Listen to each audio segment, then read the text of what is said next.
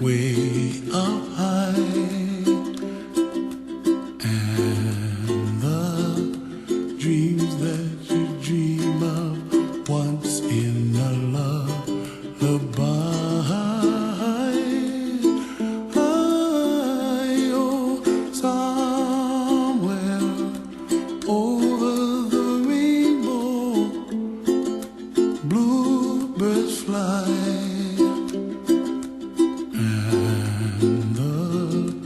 Dreams that you dream of, dreams really do come true.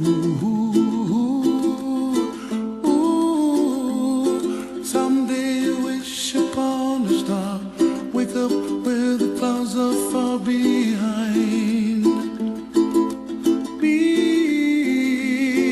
where trouble melts like lemon drops, high above the chimney top. That's where you find me, oh, somewhere over the rainbow, bluebirds fly, and the dream that you dare to, oh, why can't well, I see trees of red roses too. I'll watch them bloom for me and you, and I think to myself, what a wonderful world. Well, I see skies of blue, and I see clouds of white, and the brightness of day. I like the dark, and I think to myself, what a wonderful world. The colors of the rainbow, so pretty in the sky, are also on the faces of people passing by. I see friends shaking hands, singing, how do you do? They really say, I love you. I hear babies cry, and I watch them grow. They'll learn much more than we'll know, and I think to myself, what a wonderful world.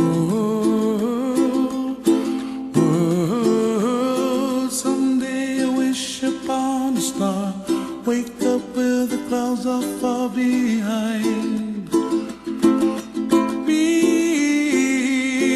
where trouble melts like a lemon drops, high above the chimney top. That's where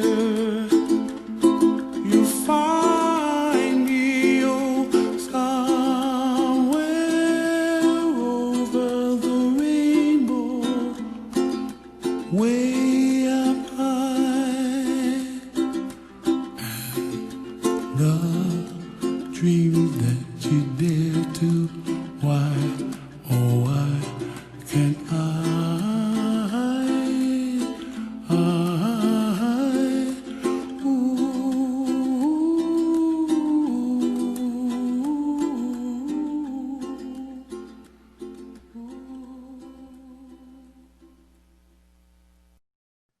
want to thank everybody for coming on. My name is Nick. I think most of you know I'm Karen's son. Kind of before we get started here, I want to do a quick special shout out for a few people that have made today possible. First and foremost, Bruce, of course. We know how difficult it was to have to go through all of this, and we're really appreciative that he was able to come up with a way to get all of us together, even though we're so many miles apart. Next, I want to thank my cousin Kenzie Fowler and my wife Haley Ferrara. The two of them put together an incredible program. They spent hours and hours and hours working on this, and I think they've done an absolutely incredible job. And I know you guys will all see the love and hard work that they put into this. With that being said, we can kind of get things started here. I want to acknowledge kind of the importance of why we started the celebration the way we did today. And as you just saw, a few moments ago, we had the rainbows playing. My mom, she always kind of had this spiritual side about her. It wasn't that she was necessarily like super religious, but she had this spiritual side about her.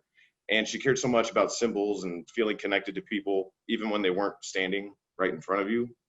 As you saw with those rainbows, you guys know my mom lost her parents not too long ago as well. And ever since she lost, especially her papa, she would always talk about how when she would see rainbows, that she knew that meant her papa was watching over her.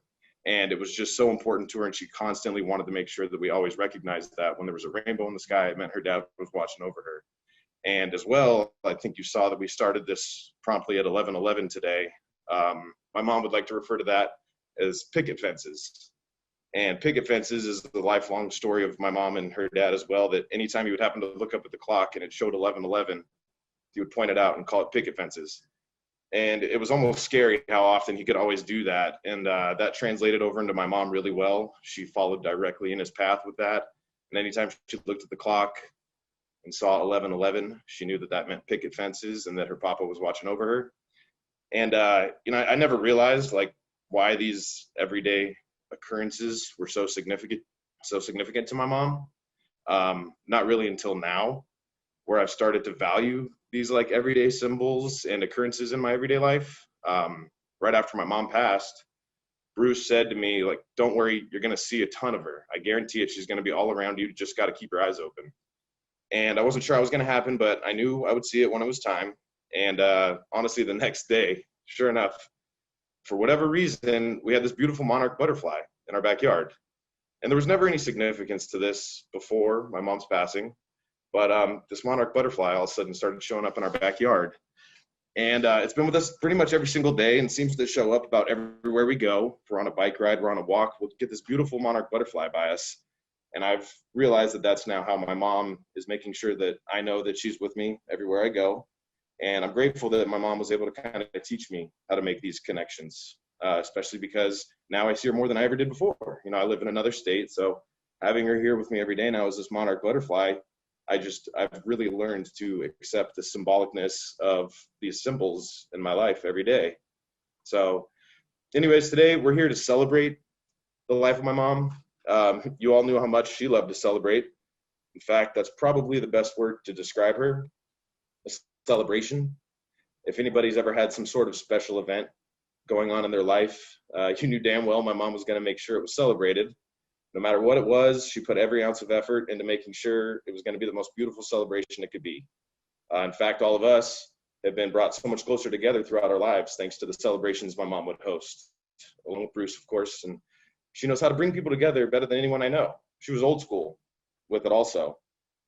She'd write handwritten letters, handwritten thank you notes, put all of her pictures into dozens of photo albums so she could go back and look at those memories and those celebrations. And anyways, we know my mom wasn't the biggest fan of technology, so that was kind of like what she had to do. She had no form of social media. So the best way she could get people together were these celebrations and these photo albums and these ways of connecting to people. So I kind of think it's perfect that today we all get together online and have a celebration for her like this. Thankfully she had a good sense of humor, so I'm sure she's getting a kick out of watching us try to figure out all these technological mishaps we might be having trying to get this thing going. But either way, she's happy to see all of us celebrating together for sure. There's so many things I could reflect on today about my mom, but I think the most important thing I want to remember is one phrase she always used to preach, and it was be kind. I know it's kind of like your standard bumper sticker saying, and she literally had a bumper sticker on her car that said be kind, but she really lived by this. Every step of every decision she made had to meet one requirement: you had to be kind. She taught me this as a kid, and she taught me that everything and everybody has feelings. Even my little action figures and toys that I would eventually end up destroying, they had feelings, and everybody needed to be kind to them. And of course, when you're growing up, you don't realize how important all these little details are. But my mom never gave up on instilling that motto in my mind: just be kind. She always told me like everybody should go work in a restaurant or a bar at some time. And I thought, great, yeah, I'll go work in a restaurant. I'll get to eat good food, make good money, get free drinks. Like, this is awesome. Like, I'll for sure do what my mom's telling me to do. But what I didn't realize is I was actually learning I was learning how to listen, how to understand, how to be kind to people, and I had no idea how valuable that would be until so many years later now. You just never really know what other people may be going through, but if you do everything in your power to be kind, you become possibly part of an incredible memory that that person's going to cherish for the rest of their life. That was her signature. That was my mom's brand. That was her lasting effect on everyone she met. She was kind. And that's what I want to ask of everyone today. I just want everyone to remember who we're celebrating and why we're celebrating her. Even if it's just for today, as you walk in and out of your homes, as you talk to your family and your friends, if you're getting groceries at the supermarket, just be kind and keep an eye out for the little simple things you may have overlooked in the past. Those are just those friendly reminders from my mom that she's still here in all of our hearts. So just be kind. Be like Karen. Be like my mom. I look forward to hearing what everybody else has to say today. And I hope you enjoy the celebration as much as I know she would.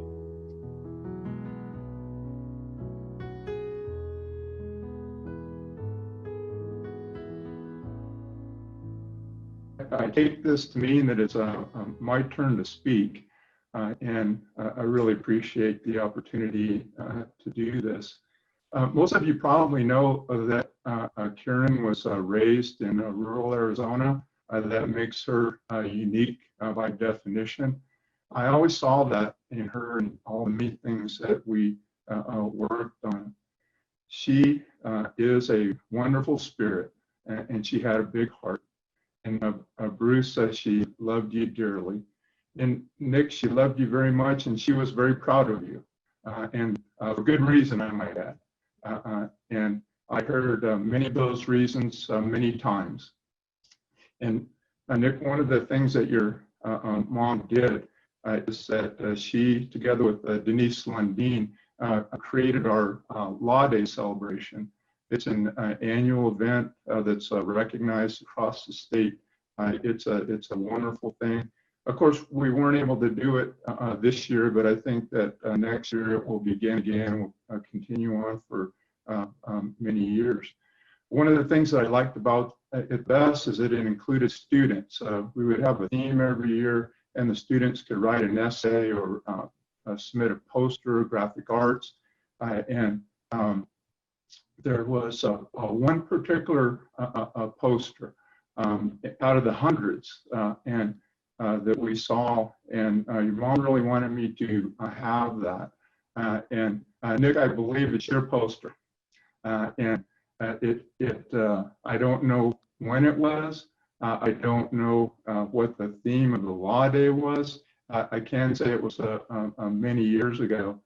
But your mom wanted me to have that particular poster. Not even sure if it was an official entry into a Law Day. I didn't ask those kinds of questions. But this poster, it is age appropriately colored, and what it says is always tie your shoes. And that poster is in nice frame, and it has hung for many years above the door that I use to enter the courtroom.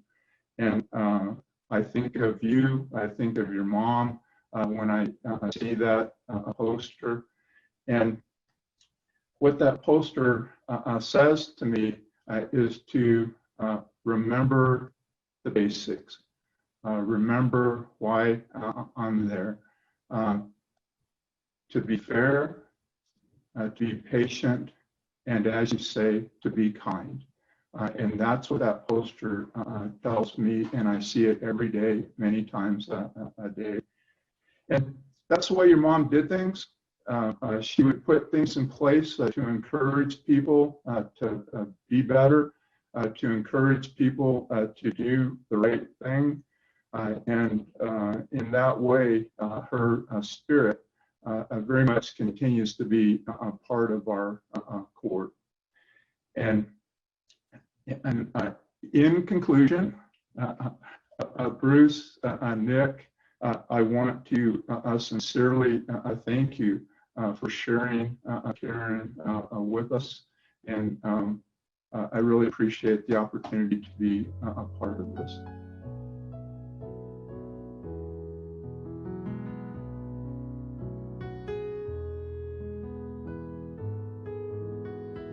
Well, many thanks to Haley and Nick and Kenzie and Bruce and the entire family for extending this invitation to me to be able to share a story and some thoughts about Karen.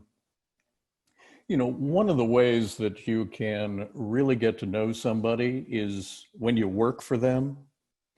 And another way you can really get to know somebody is when they work for you.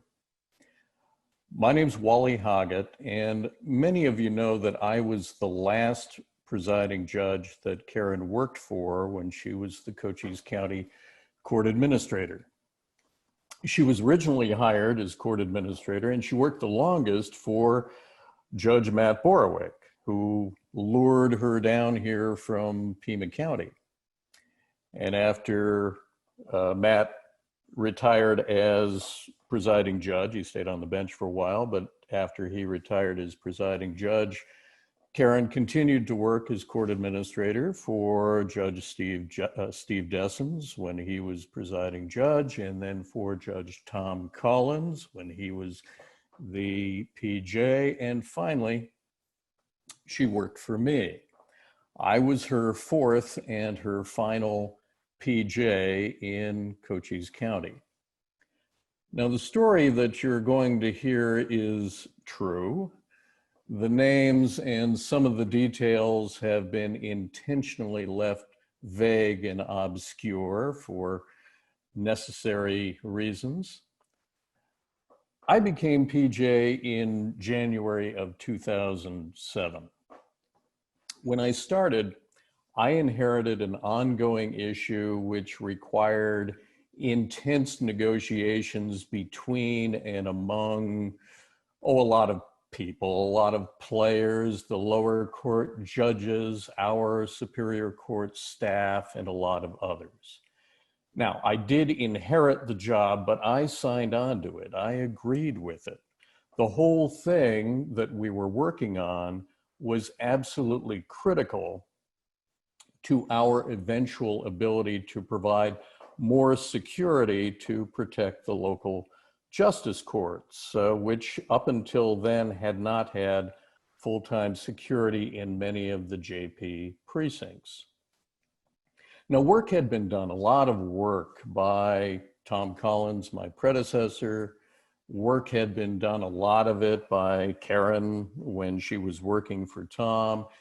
And truth be told, in that first year that I was PJ, I did a lot of work on that topic.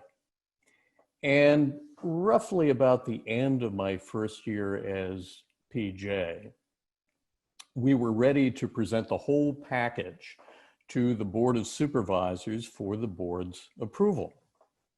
But what happened then?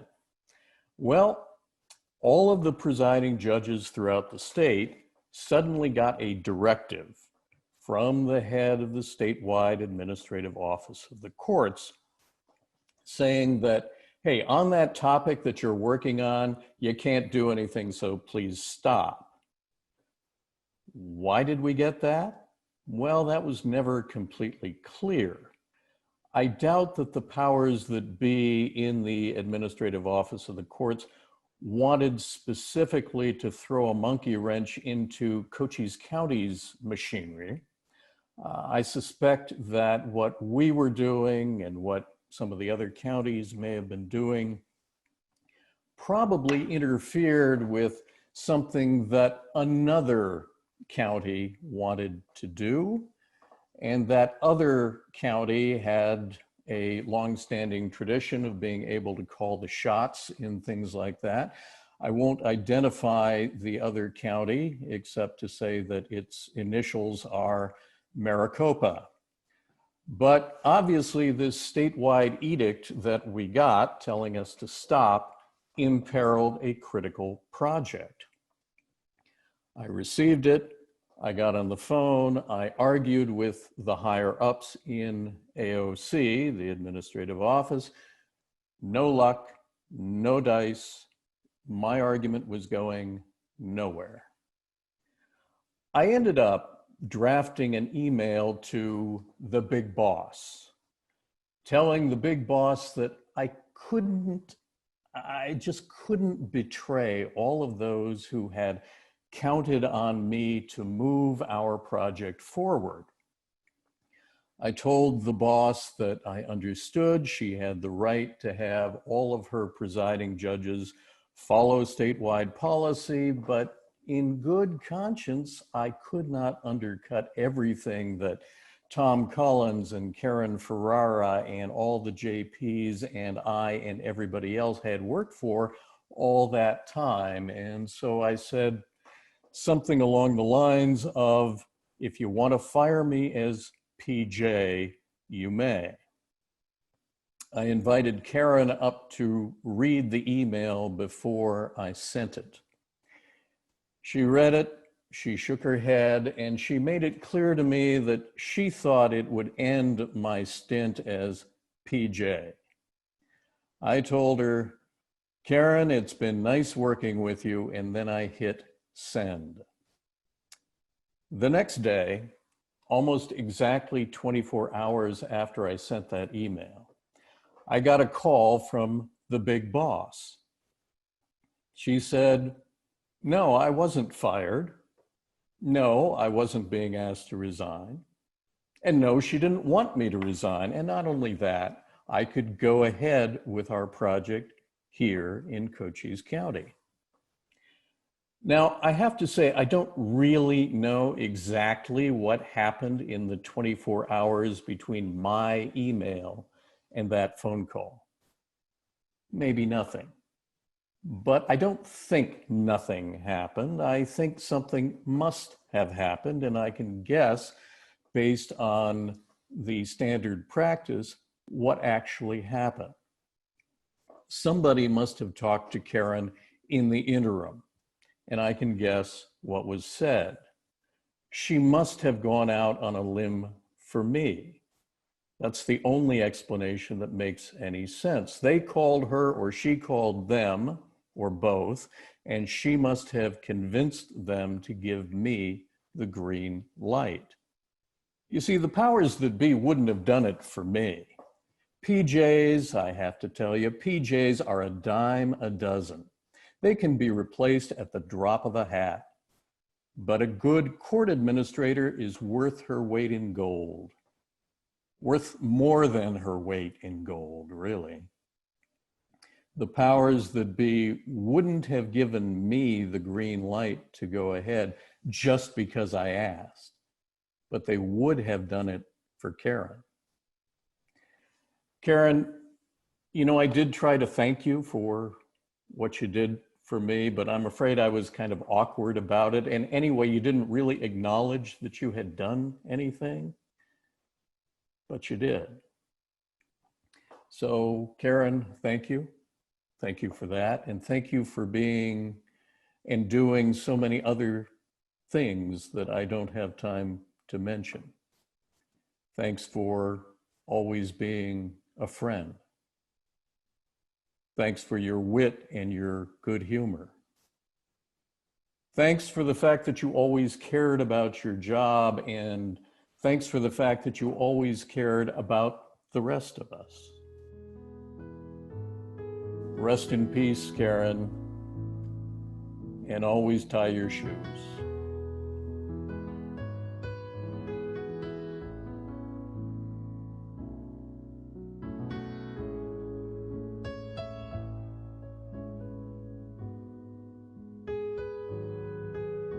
Karen and I became friends 50 years ago. The Jackson Five was, they kind of set us up. That bonded us. I was always welcome at her house. Marilyn and David treated me as their own, and Lance tolerated me, especially when I lived with them for a year. So Karen and I were like sisters. And since college, we lived 3,000 miles apart, but we saw each other every few years, and no other friend ever came even close to meaning as much as Karen did to me. So 3 years ago today, Karen cooked a great meal for me. Most of you know that she was an incredible cook. And it happened to be my birthday. And she cooked beautifully all the time anyway, but she presented this plate that I had to take a picture of because presentation, and she just was so classy without being pretentious. And she thrived on caring for other people. I'm sure we'll hear that as a theme today. So when we had goodbye the next day, after she made sure I had plenty of food and beverages for my car, because that was what she did, we expected our next hello to be when I moved back here, which I had been planning for years. And I finally accomplished that 2 weeks after she died. Sorry. So on a lighter note, sort of, music was always a big part of our friendship. And I just want to read a quote from the book called Love is a Mixtape, written by Rob Sheffield, who's a writer for Rolling Stone. And it says a lot. I think a lot of you will relate to this, and it will help me stop crying. The times you lived through, the people you shared those times with, nothing brings it all to life like an old mixtape. It does a better job of storing up memories than actual brain tissue can do. Every mixtape tells a story, but put them together and they can add up to the story of life. That's all. I loved Karen a lot, and I missed you, Karen.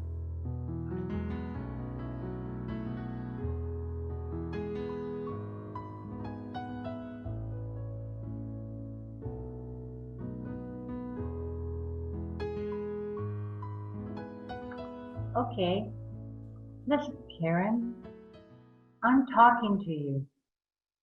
Remembering that first meeting that Matt Borwick told me I need to have with this woman who became our new court administrator? He knew I was nervous about the whole change of things, your role, somebody between him and me now. My first vision of you was a big royal blue tent over a hugely pregnant woman, otherwise thin as a stick. From that day forward, I'd come to admire you, respect you, and then soon come to love you. Never, ever, in all my years in that career, did you ever make any staff or me feel lesser, unimportant, or undervalued. So, forgive my French, but you never did anything half-assed, Karen. Whether it be cooking for others, giving that perfect gift, caring for your loved ones, or anyone in need of comfort, you are always the champion. Now, on the lighter note, I won't go into your proclivity for a good cocktail, but I was honored to have been one of those memorialized in an outing we had at an undisclosed location by an artist doing a sketch of us as he sat across the bar watching us, no doubt admiring you. Tequila tasters, he called it, as he labeled the sketch, handing it over to you as we left that day. You surprised me with the gift of that being framed, and I in turn got it framed for you, and it sits by me all the time. There aren't enough minutes, much less hours, to tell all the good stories. But here's one I suspect nobody's heard, but maybe just Bruce. It was the night you and I slept together. Now, I'm not talking about just sharing a room on the countless trips that we went on for court-related activities. or sharing a room at your mom's house when we went there to support her and you when your dad was so ill, or went to pick veggies in the fields of Wilcox. No, or not even those slumber parties we had with so many friends that may be on here today. I'm talking about a night I crawled into bed with you in your big comfy bed, and I cannot remember why that happened. It might have been that Nick's room was being remodeled, or too much tequila, or I just know that Bruce wasn't there. I woke up and you were this close to my face. We were face to face.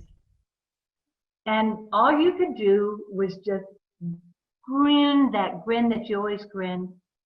And you acted like it was the most natural thing in the world.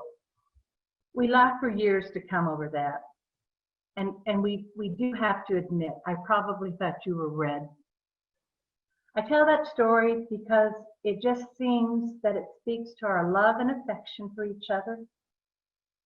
And I just want to tell you, I have always felt loved and cherished by you. Always.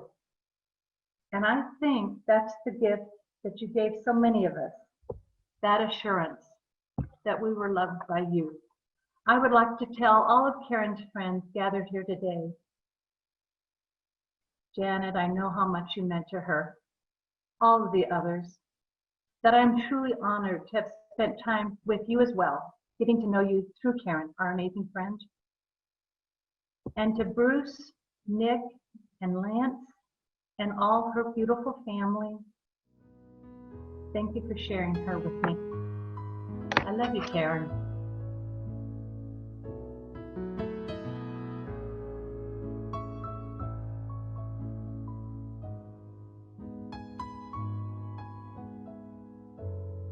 Art delights and transforms.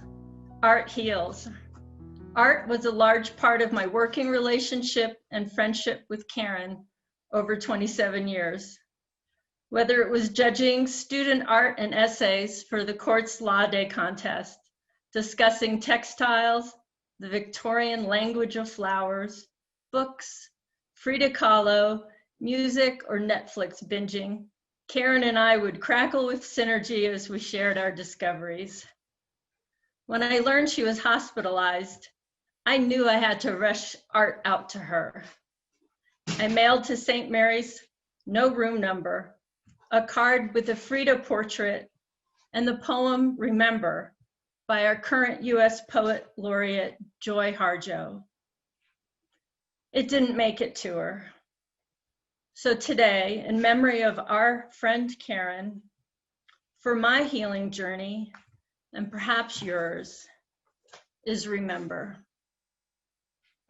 Remember the sky that you were born under. Know each of the stars' stories. Remember the moon. Know who she is. Remember the sun's birth at dawn. That is the strongest point of time. Remember sundown and the giving away tonight.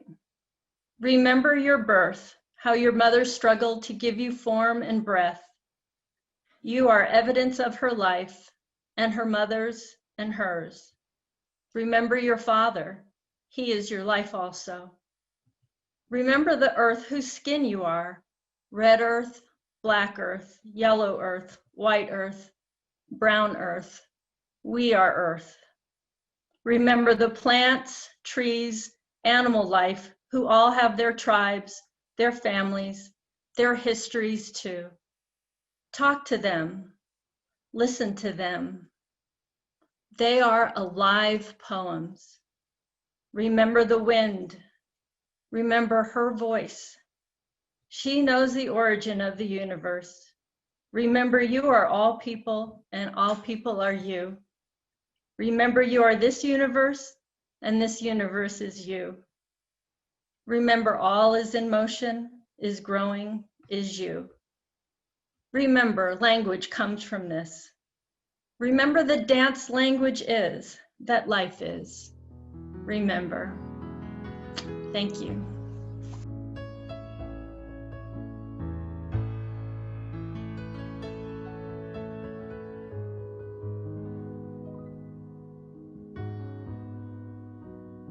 Hi everyone, Jan Orlando here. I wanted to say thank you, Bruce and Haley and everyone who put this together.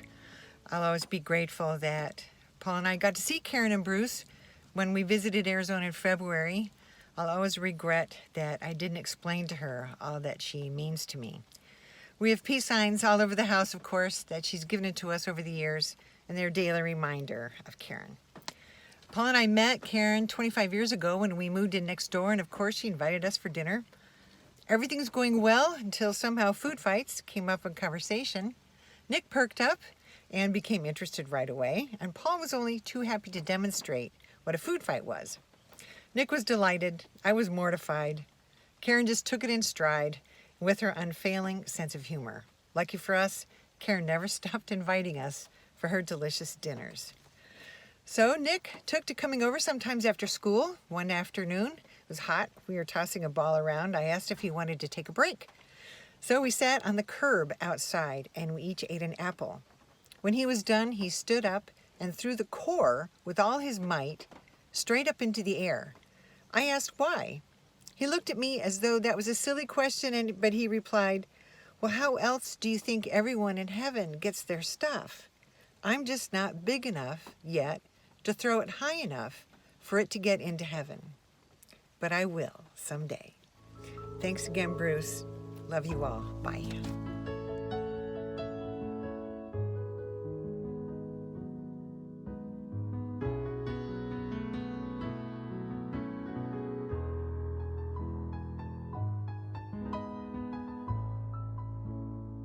It has been a great pleasure to call Karen my friend for almost 20 years. I met Karen my second day of employment at the Board of Supervisors office, and by the time that meeting ended, I had a girl crush on this very attractive, very competent, and very kind woman. Our friendship grew from there. Karen was kind and compassionate, but no mistake about it, she was no one's fool and did not suffer fools gladly. I saw a t-shirt the other day that said, "Underestimate me, this'll be fun." I laughed out loud and thought of Karen. Karen was also pure love, and the love she shared with Bruce was beyond compare. Only a few years ago, Trish, Karen, and I were relaxing on Karen's back patio when Trish posed the question, "Who do you think is the most handsome man ever?" "Sam Elliott," I offered. Trish went old school with Cary Grant. We turned to Karen, who just smiled that smile and simply said, "Bruce." Our Karen was tender-hearted too.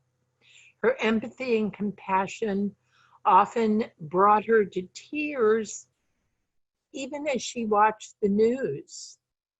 Trust me, Karen, today's news would shred your tender heart. Often I would spend the night at Casa Springer, and Karen and I would stay up way too late, righting the wrongs and wronging the rights. We were equal opportunity critics. I know my 2 minutes are up. There's so much more, but not enough time, words, or paper. I love you, Karen, and I am so happy to celebrate the extraordinary woman that you are.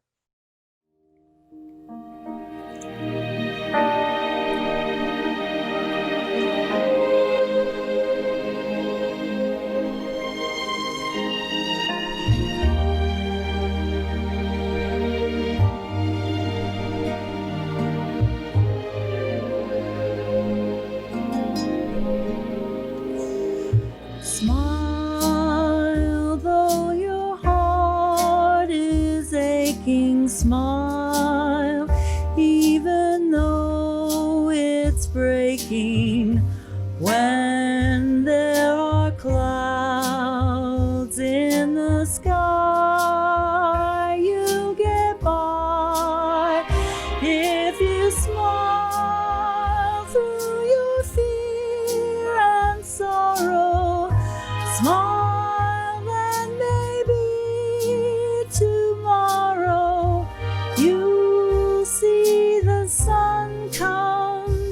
shining through for you. Light up your face with gladness, hide every trace of sadness, although a tear may be ever so near. That's the time you must keep on trying. Smile, what's the use of crying?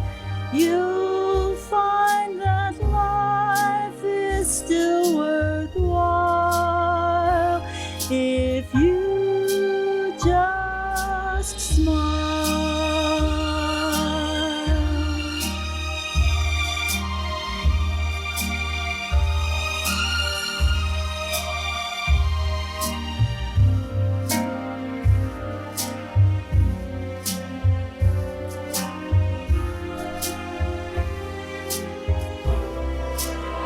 That's the time you must keep on trying.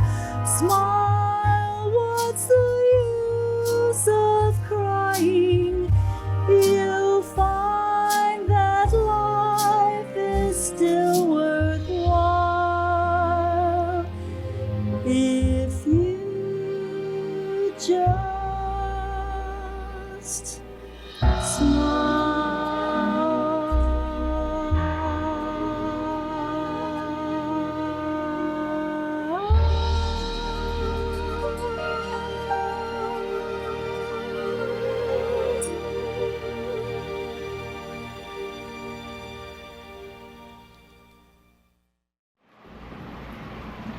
Karen, I hope you're listening.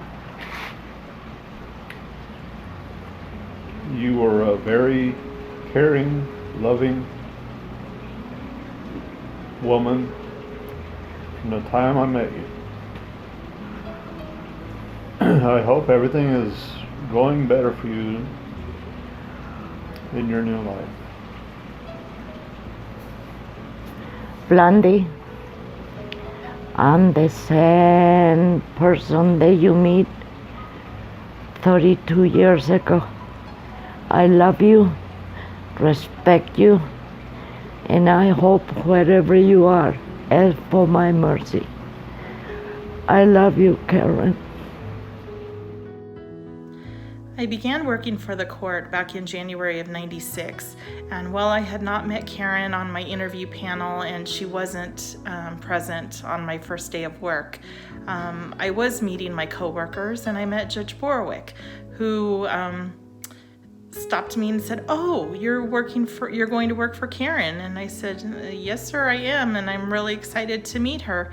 And he says, "Oh, I am so sorry. She is so mean." And I thought to myself, oh boy, what have I gotten myself into?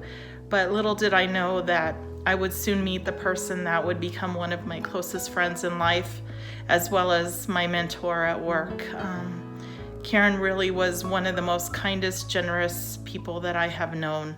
And I wanted to emulate that kindness that she showed to employees in my job. And I can't thank her enough for everything that she taught me. She really became such an important part of our family. When my daughter Dallas was about 9 or 10, she was asking me why I had not selected a godmother for her. And I really didn't have a reason why. And so Dallas just promptly tells me, well, I'm going to choose Karen. I'm going to ask Karen. And I said, oh, okay. And so she did. She asked Karen. And Karen was, a little like, well, what's expected of me? And Dallas told her, all you have to do is love me. And Karen says, well, I can do that. And so she instantly became Dallas's godmother. And that shows you that Dallas treasured her just as much as I did. I miss Karen deeply. Karen, I love you. I look forward to the day that we can go to lunch once again. And one thing I would just going forward, that I would tell people that knew Karen, the best way that we can remember her is to show kindness and compassion, especially in today's times. Love you, Karen. Hi, I'm Trish Call. Karen was my best friend for almost 20 years. I miss her every day and am forever thankful for all the days we had together. The first time I met Karen, I was on the grand jury in the Bisbee courthouse. I walked to the front steps of the building and saw my husband having lunch across the street with a beautiful blonde. I walked over and met Karen for the first time. That is when our friendship began. Little by little, we became close. Luckily, Karen and Bruce moved near to us, and we had a chance to share dinners and stories. Karen was a great cook, especially on the grill. She was very good at throwing a party on a moment's notice. I had the pleasure of meeting Nick, Karen's son, and realized what a great mother she was. Hey, Nick. Karen also loved animals. That was something we had in common. I will never forget two Sherman Shepherd puppies, Goose, Moses, Sid, and all of the deer she fed over the fence. Sometimes I thought she just bought produce to feed those deer. I watched Karen lovingly take care of both of her parents until they died. It was not easy, but she was there to the end. We spent weekends in Wilcox getting her parents' house ready to sell, and I heard many a story of the past and her childhood. I had the pleasure of meeting her friends from years gone by. It's a special person who keeps those connections. The thing I remember most was she told me she blew up the Chem lab in her high school and was suspended. Somehow I was not surprised. Karen and I had a Christmas tradition. We adopted children from the Just Kids charity every year. This charity meant a lot to her. Although she was not into decorations, her Christmas tree was beautifully adorned with peace signs. I can't begin to express my sorrow for the loss of this wonderful friend, wife, and mother. I will never forget Karen and will miss her forever.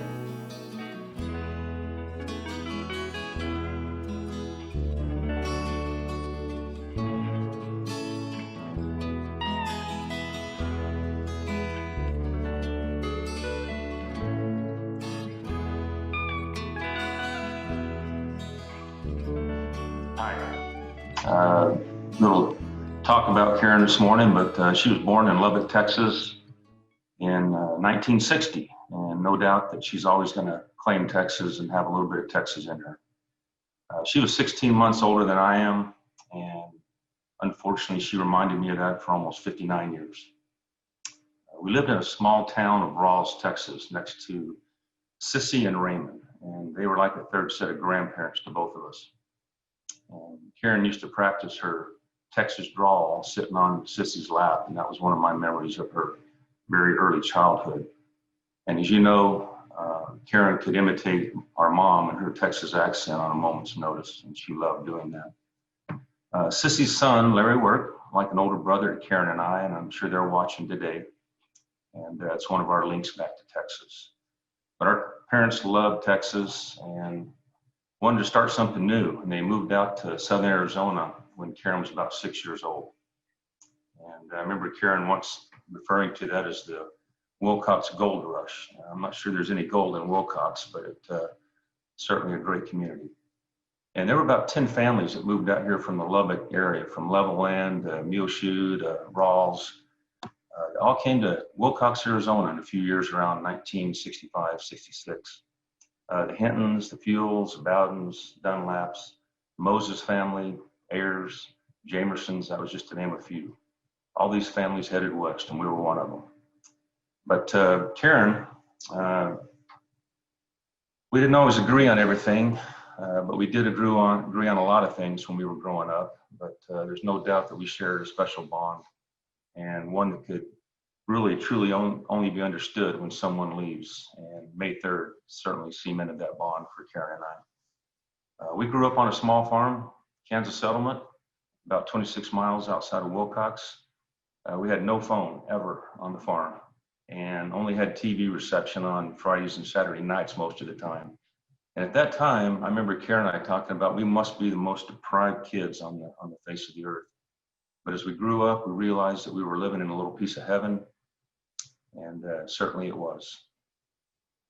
As a kid, I was very active in 4-H, and Karen didn't want any part of that. And she thought it was pretty silly for the longest time, but I kept telling her about having all the fun we had down at the Cochise County Fair, getting to stay down there and sleep out on the hay with our animals a couple feet away. And so she decided one year she wanted to have a pig. And I don't remember her taking care of the pig at all. All she'd do is go out and brush it. She wouldn't feed it, clean up after it, or anything else. And I had to do all the work. So I was always upset about that as a young kid. But as fate would have it, her pig ended up being the reserve grand champion. My pig got a red ribbon. So she let me hear about that for quite a while. But when she started figuring out that her pig was going to be sold through the auction and go to the butcher shop at Wilcox Packing House, she decided that wasn't such a good idea. And I tried explaining to her that the grand champion and the reserve grand champion were going to get an enormous amount of money for their animals. And she was, again, didn't want to have any part of that, didn't care about making money, but that pig was not going to go to the butcher. So she refused to sell the pig, and instead our dad had to give that pig away after the fair was over. And yes, it ended up at the Wilcox Packing House, so it got butchered anyway. But as I got older, lost my name for the first time. Simply became Karen's little brother. And at first I was not real happy about it and wasn't sure about that title. And then later on, I figured out that that was a good thing. And I learned to wear that badge like a badge of honor. And when I first started noticing girls, Karen explained to me one time that any girlfriends would have to come through her and she would have to approve them. And I didn't understand that at first, but that actually lasted all the way through college, true story. And ended up, I had to ask Karen for permission to get married to Kelly. So there you go. When she was about 11 years old, we moved briefly into Wilcox while we were building a house on the farm. And I noticed Robin Grimes, who just sang a few minutes ago. Beautiful Robin. She was living across the street. And so I mustered up the energy. I said, I'm going to go over and play with Robin. And she had a croquet game out in the front yard, I recall. And anyway, about 10 minutes later, I came running back to the house across the street with a great big knot on top of my head. I think I still have it. Karen came running out and she said, what's wrong? And I said, well, Robin hit me on top of the head with her mallet. And that's a true story. Without missing a beat, Karen looked at me and said, little brother, you don't know how to flirt, do you? And obviously I didn't. But Karen loved family time. She loved spending Thanksgiving with the Parrish family. Mel and Sonny, my aunt and uncle, Melanie and Randall, when we grew up, we either in Wilcox having Thanksgiving or we were at Las Cruces, one or the other. And as far as I know, never missed a Thanksgiving with that family. Loved Christmas. We had Texas to Christmas and we had Arizona Christmas. We used to get to have two of them. And she would love getting together with friends and family in both states whenever we would go back to Texas. We have multiple pictures of our families with Smokey and Liz Moses. Liz was my dad's sister, and I speak to her frequently still. With Beth and Trey. Had a lot of conversations with Liz over the last couple of months, and they've been great conversations. And she reminded me earlier that most likely Beth and Gabby and Karen are up in heaven right now organizing some type of a party. And I'm sure they are. And then she stopped for a minute and said, you know what? They may be in the corner still in timeout. We better give them a few more days. Thanks, Aunt Liz. But Karen had a few nicknames that she grew up with. Our dad called her Sparky Joe. And I don't know why or where that came from, but he almost always referred to her as Sparky Joe. And I referred to her as Ro, R-O, Ro, for over 40 years. And I don't know why that nickname ever came out. And if somebody else knows, let me know, because I don't remember. But I like Rosa's name, Blondie, and reminded me of a good Clint Eastwood movie. So maybe we'll add a third nickname for her. But what I wanted to talk about a little bit was her rebel side, because everybody before me today has made her sound like the perfect angel and the queen. And I'm just here to tell you, she had a wild and rambunctious side to her when she was a young girl. But, everybody's wearing statement shirts now and protesting and things. And I swear to God, she came out to go to school one morning in 7th, 8th grade, something like that. We lived in Dos Cabezas. And Janet, you may have been there, I don't recall. But her shirt just simply said the words, "Question authority," across her chest. Question authority. I'm like, really? You're going to wear that shirt to school? And she said, absolutely. And it was kind of what she stood for. Another one, about 2-3 weeks later, she comes out and her shirt said, "Nuke the gay whales for Jesus." Swear to God. And I'm like, how in the world can you wear that shirt to school? Anyway, it's taken me a lifetime, but I think I get it. It's taken me a while. I can confirm she did blow up the chemistry lab in high school, but I think Britt Barnes owns part of that responsibility, so it wasn't Karen on her own. But another story, she was a little bit of a risk taker. There was no doubt in my mind about that. And I didn't have my driver's license yet. We lived in Dos Cabezas, and I was late to catch the bus to go to Tombstone for a basketball game. Didn't have a driver's license, and I was begging somebody to give me a ride. Well, Karen agreed to get in the car and give me a ride. And so she had always asked, this car, our parents' car at that time was a Buick, and its speedometer went to 125 miles an hour. And she said, I wonder if this car can really go 125 miles an hour. But I was convinced my life was over on that day as we came down the mountain from Dos Cabezas. And anyway, the car didn't go 125. It went well past that because the speedometer went past the end and buried where we couldn't see it anymore. Anyway, I was white as a sheet. And when she dropped me off at the bus, I remember all she did was laughed at me and said, "You're going to be all right. Good luck tonight, little brother." I said, all right. But Karen and loved my mom and dad. There was no doubt about that. But when she was young, my dad and her would fight sometimes about different subjects. It could be politics, it could be anything, but they would flat get after it and argue. And one time Dad got so mad at her that he grounded her, and he grounded her for life. And she said, "Really? Life? How long is that going to be?" And he said, "It's going to be a long time, but you're grounded for life." So typical Karen, she figured out after a couple weeks how to use that to her advantage. And Dad and Mom would ask her to do something out of the ordinary, and she'd say, nope, sorry, still grounded, can't do that. So she learned to negotiate at a very young age. Loved animals, loved nature, loved the mountains, lived in some of the most beautiful spots in the world, but living outside of Ramsey Canyon where her and Bruce lived was just breathtaking. Lived just outside of the Dos Cabezas Mountains, and she loved Dos Cabezas. Spent at least 2 summers that I know of working at the United Methodist camp in the Chiricahua Mountains, and spent many trips at the Chiricahuas. And when she worked up there, she was working for Dave Yetman at the time, and had a great relationship that dove off into the political realms at that time. But she had great stories about being up at the Pine Canyon camp, and one of the ones that I resonated with was they used to go down and feed the bears where they dumped out all the food trash in Upper Pinery Canyon in the Chiricahuas. And as you could guess it, Karen had to name all the bears. So she would tell us which one was which when we went up there to look at them. But I would be remiss if I did not mention her classmates of 1978 from Wilcox. And it was a group that was like none other, living for the moment, partying like tomorrow might not come, always having a good time, did not matter the circumstances. And I can just see Jimmy Kirk in the background right now going hooting and hollering. But she dedicated her life to serving others, and very prestigious career early on with the Community Food Bank, very noble. And you just heard about her work at both Pima County and the Cochise County court systems. And but I believe I did have some influence on her political career, there's no doubt. For one, I believe that I can take full responsibility for her stance on gun control. When I was 9, I had a BB gun, and I was setting up cans and bottles up on the trash can to shoot. Well, she came out, thought that looked like fun, and she said, "Well, I want to shoot the gun." And I said, no, it doesn't work that way. You got to go set the bottles and cans up first, and then you can shoot them. And she agreed to do that. And when she went out to place one of the Coke bottles in the trash can, I thought I'd be really cool if I could just shoot it right out of her hand. Well, I missed, and I hit her in the wrist, and that didn't go over very well, and I was in big trouble, and my dad was furious with me. Matter of fact, he grounded me.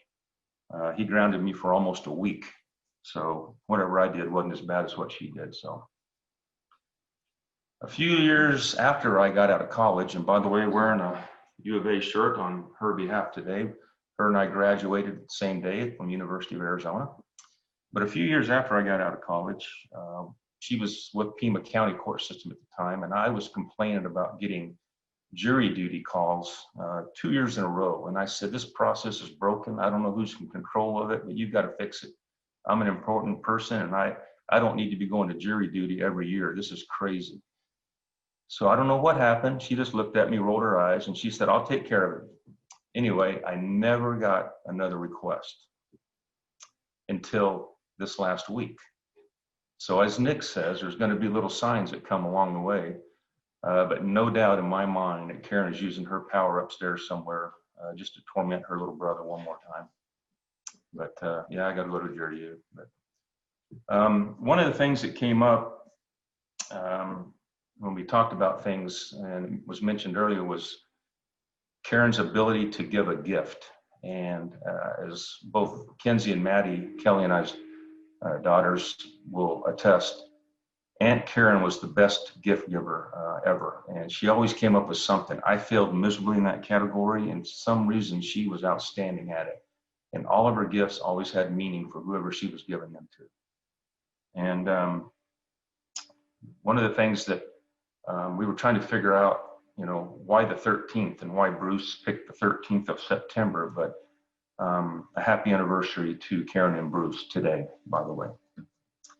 So a couple other thank yous very quickly, and then we'll watch a slideshow, but I'd like to thank Nick and Haley and Kenzie and my cousin Melanie for their assistance to mostly Bruce and I for the program today, and in making sure that we could use Zoom. I had not used Zoom, so now I'm a Zoom expert. Really like to thank Bruce for loving Karen the way he did, taking care of her in the manner that he did, and for being such a big part of our family. And Nick, I just want you to know how much of a proud mom she is of you and the man that you have become. And we're all very proud of you. As you watch the slideshow of that Kenzie and Haley put together, it's unbelievable, and it's going to show next. You can see Karen's loving personality and that wild and free spirit come out in every picture.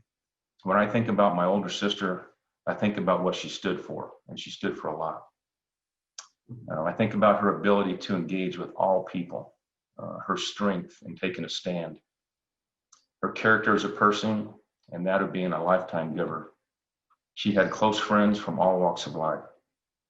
And lastly, I loved being Karen's little brother. Thank you.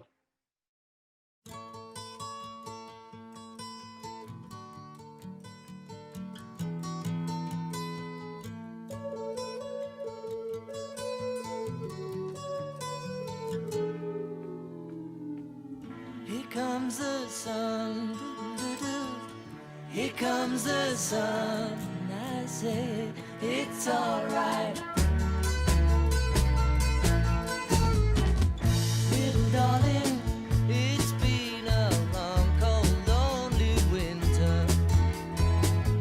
Little darling, it feels like years since it's been here. Here comes the sun. Here comes the sun. I say it's alright.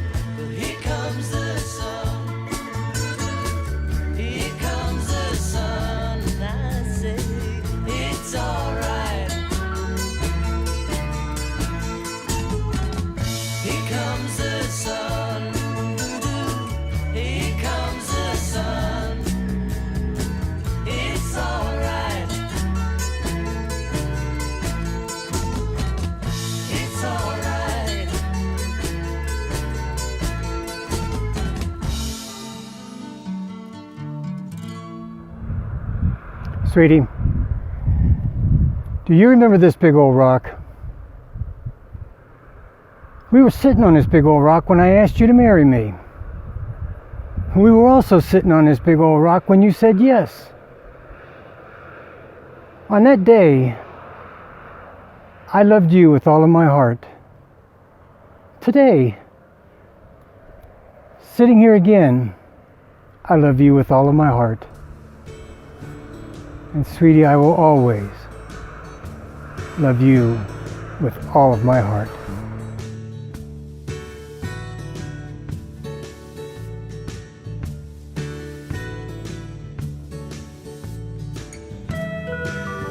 Come a little bit closer, hear what I have to say.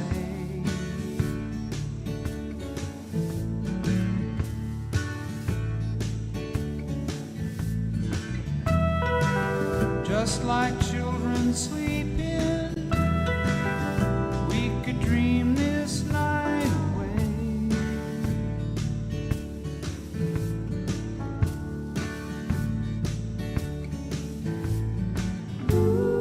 But there's a full moon rising, let's go dancing in the light.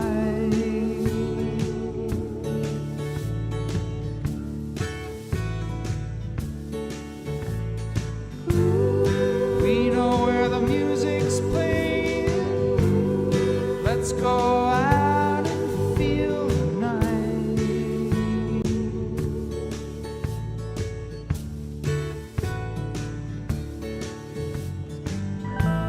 Because I'm still in love with you, I wanna see you dance again. Because I'm still in love with you, on this hardest move.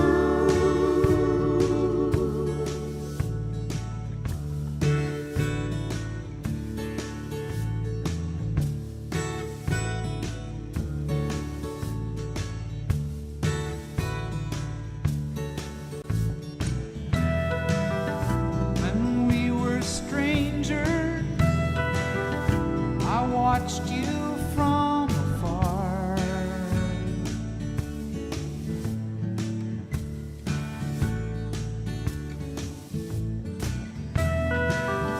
When we were lovers, I loved you with all my heart.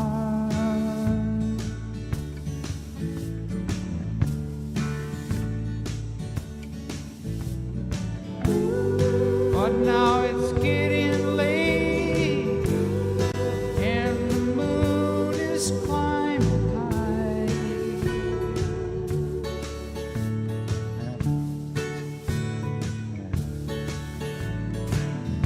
I want to celebrate, see it shining in your eyes.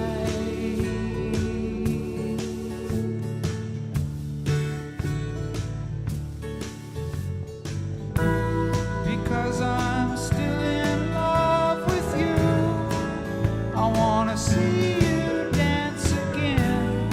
Because I'm still in love with you, on this hardest move.